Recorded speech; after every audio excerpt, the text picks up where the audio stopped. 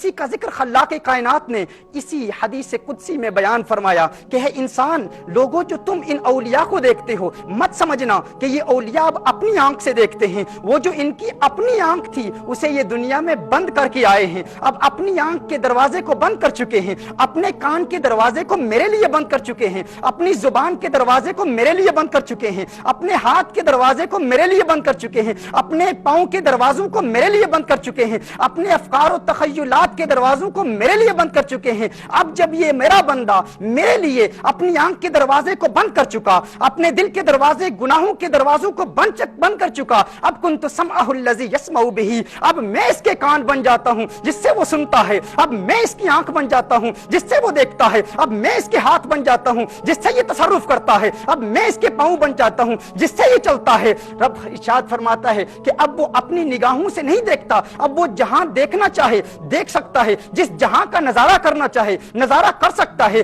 جہاں تک اپنی آواز پہنچانا چاہے آواز پہنچا سکتا ہے، جس جہاں کی بات سننا چاہے سن سکتا ہے، جہاں پہنچنا چاہے پہنچ سکتا ہے، جہاں دیکھنا چاہے دیکھ سکتا ہے، جہاں اپنے ہاتھ پہنچانا چاہے پہنچا سکتا ہے۔ فرمایا اس کو اللہ عز و جل ایسے تصرفات دے دیتا ہے، ایسی قوت دے دیتا ہے، ایسی طاقت دے دیتا ہے، ایسے روحانی تصرفات کا نزول اس بندے پر ہوتا ہے کہ جب وہ اپنے ہاتھ سے اشارہ کرے تو ان پربتوں کی رفعتوں پر کپ کپی داری ہو جاتی ہے۔ باروں خاکی اندروں آتش کس دے حالوں خستوں، جے ایک نعرہ کرن محمد ڈھین پہاڑ شکستوں۔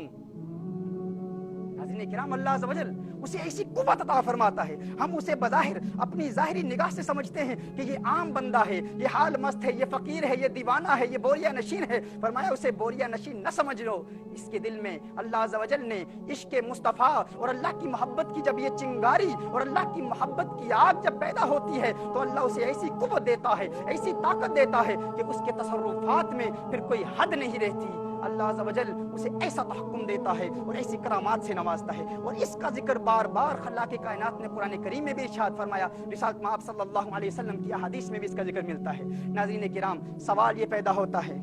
کہ اگر اللہ عز و جل نے اس انسان کو ایسی قوتوں سے نوازا، ایسے روحانی تصرفات سے نوازا، تو آخر کیا وجہ ہے؟ کیا وجہ ہے کہ ہم توبہ کے ابتدائی مراحل بھی طے نہیں کر پاتے؟ شیخ سعدی رحمت اللہ تعالی علیہ اپنے نفس سے خطاب فرماتے ہوئے ارشاد فرماتے ہیں، 40 سال عمر عزیزت گزشت، 40 سال عمر عزیزت گزشت، مزاجے تو ازحال طفلی نگشت۔ یہ ان کی عاجزی ہے۔ شیخ سعدی سررازی فرماتے ہیں، اپنے نفس سے خطاب فرماتے ہیں کہ تیری زندگی کے 40 سال بیت گئے، 40 سال تو گناہوں کا ارتکاب کرتا رہا ہے نفس، 40 سال گزر گئے لیکن ابھی تک تیرے نفس کا بچپنا نہیں گیا، ابھی تک بچپنے کی عادتیں نہیں گئی۔ جس طرح ایک چھوٹا سا بچہ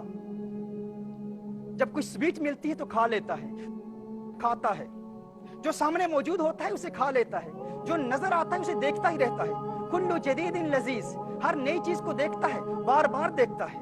جسے ہاتھ لگانے کا من کرتا ہے، جی چاہتا ہے ہاتھ لگاتا ہے، کسی چیز سے اجتناب نہیں کرتا۔ شیخ سعدی فرماتے ہیں 40 سال بیت گئے، 40 سال تو نے برباد کر دیے، ابھی بھی تیرا نفس ہے، نفس ابھی بھی تیری تسلی نہیں ہوئی، اب بھی تو قابو میں نہیں آتا۔ اور یہ ان اولیاء کاملین کی عاجزی ہے، یہ ان کی انکساری ہے۔ شیخ سعدی کا مقام، یہ تو وہ تواضع، انکساری اور فروتنی میں یہ کہہ رہے ہیں، ان اولیاء کاملین کا مقام۔ شیخ سعدی علیہ رحمہ کا وہ عظیم واقعہ مجھے یاد آ رہا ہے، حضرت شاہ عبد الرحیم محدث دہلوی رحمۃ اللہ تعالی علیہ، ایک عظیم ولی کامل شاہ ولی اللہ محدث دہلوی رحمۃ اللہ تعالی علیہ کے والد، آپ دلی میں کسی سفر پر تھے، پیدل چل رہے تھے، تو شیخ سعدی شیرازی رحمۃ اللہ تعالی علیہ کا ایک کلام، ایک رباعی آپ پڑھ رہے تھے، گنگنا رہے تھے۔ اولیاء کاملین کا ایک ذوق ہوتا ہے،